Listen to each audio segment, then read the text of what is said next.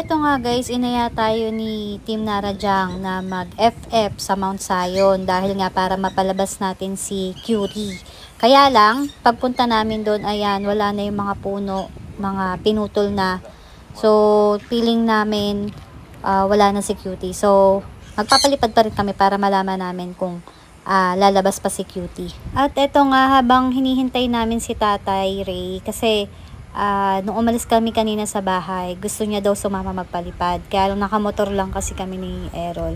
So habang hinihintay si Tatay Ray, ayan, pinalipad muna niya sila Chiki, sila Chloe, tsaka si Jang. At pagkatapos nga niyan guys, doon pumunta sa Mapuno sila Chloe at Chiki. So agad ko naman sinundan kasi nga ayong pinagkakaguluhan siya nung mga bata doon, kasi nga doon sila pumunta ni Chiki. So ayan, hinuhuli na sila dyan ng mga bata, si Chiki tsaka si Chloe. Di ko na rin nga pala na-videohan yung pagkuha ko kasi nga kinuha ko yung si Chloe tsaka si Chiki. So wala pa rin si Tatay Ray, kaya ayan, palipad ulit si Errol kay Chloe at Chiki. So ang masasabi ko lang kay Chloe at Chiki, napakagaling kasi talagang walang training yan sila. Pero nabalik sila kay Errol. Siguro ang naging training lang dyan is yung kapag pinapakain ko si Chloe at si Chiki. Pero maliliit pa kasi sila noon. Pero ang galing lang kasi tanda nila kami kahit na ang tagal na walang lipad. So, katulad yan, ayan no, sa akin dumapo si Chiki. At yun nga, nagkahiwalay sila dyan ni Chloe at dinig namin ni Errol na nagtatawag si Chloe kasi nga napahiwalay siya kay Chiki. Chloe! Good na, naghanap ka, no? Good bird, Chloe! Nagtatawag siya, no? So, dito na nga tinawag na natin si Jang dahil ayun nga siya, nasa puno lang siya. So, ayan, bumaba na siya kay Errol.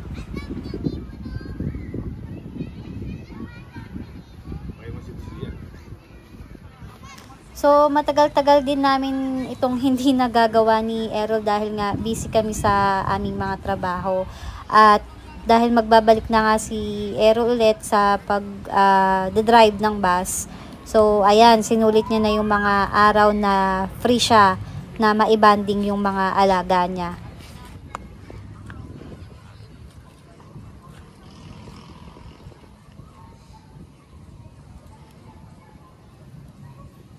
Cutie. Nakalipad nyo kasi pinagpuputol yung mga ano, yung sanga. So, yan, dyan, iniisip niya pa rin si Cutie kasi nga, nung umaga nagpalipad siya dyan kasama si Team Modestic at Team Kakampay. Kaya lang wala na nga yung mga puno. At maya-maya nga lang nakita na natin si Tatay Ray na paparating. Kaya, ayan, antayin natin si Tatay Ray para makasabay natin sa pagpapalipad. At andito na nga si Tatay Ray.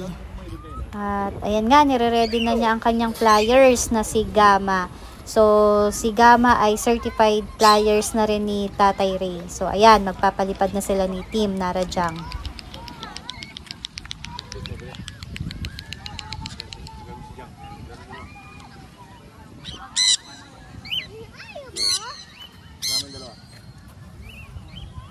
Ayun, dumapo si Jang. Jang!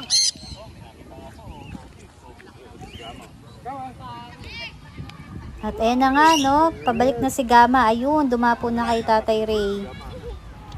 At maya-maya rin, ayan, bumalik na rin si Jang. Okay, hagis ulit sila ng ating mga pliers. Pero ayan nga, mukhang ayaw ng mga lumayo ng ating mga ibon. So ayan, naghagis ulit sila. Yan, si Chiki, si Chloe, si Gamma.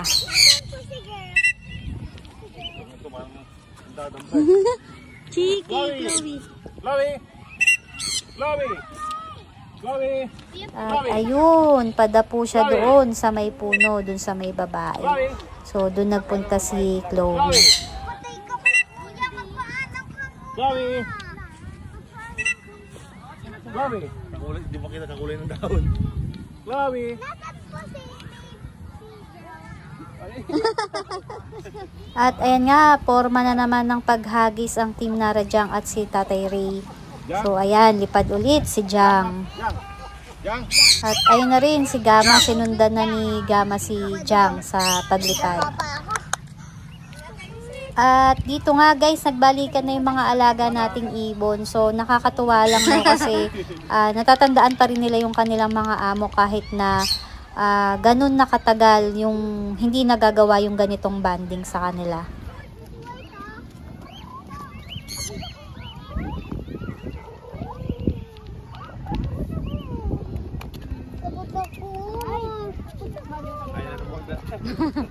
Atin nakalabas sila.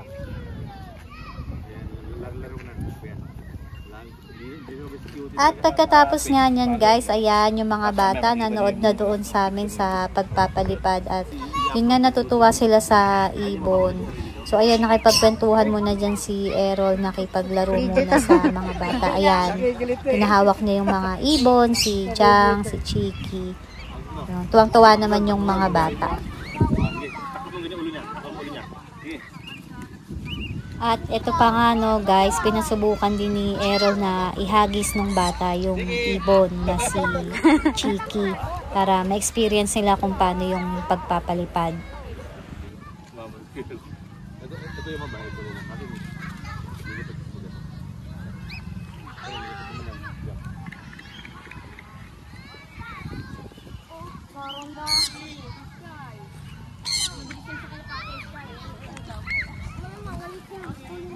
At dyan nga guys, natapos yung pakipagkulitan, yan, pakipagkwentuhan dun sa mga bata, yan. Nagliparan yung ating mga alaga doon sa tent. So sabi ko kay Errol, tawagin na dahil nga pahapon na, no, baka mahirapan kaming kunin sila. So ayun na silang tatlo, nandun na sa tent. And ayan, maya-maya nga lang, lumapit na yung tatlong alaga niya sa kanya. And ayun nga, sabi ko nga, ipasok niya na para makauwi na kami dahil nga pahapon na rin. At ayan nga guys, lumipad na naman si Jang pero bumalik din sa kanya agad, no.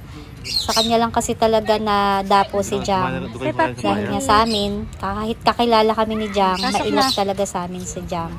So dyan nga, pinasok niya na isa-isa yung ating mga flyers. So very good si Chiki at si Chloe, no. Kasi kahit walang training, alam na alam nila kung kanino sila babalik. Dahil natin na yung labahan. Ayun nga, dadaanan pa namin yung labahan. So, ayun lang guys. Sana ay nagustuhan nyo ang aming video. At siguradong mamimiss na naman uli namin ang pagpapalipad na ito dahil nga magba-back to work na si Errol. Bye! So, ayun lang guys. Maraming salamat po sa panonood ng aming video. Thank you po. Dito, Ayun. Sige tay.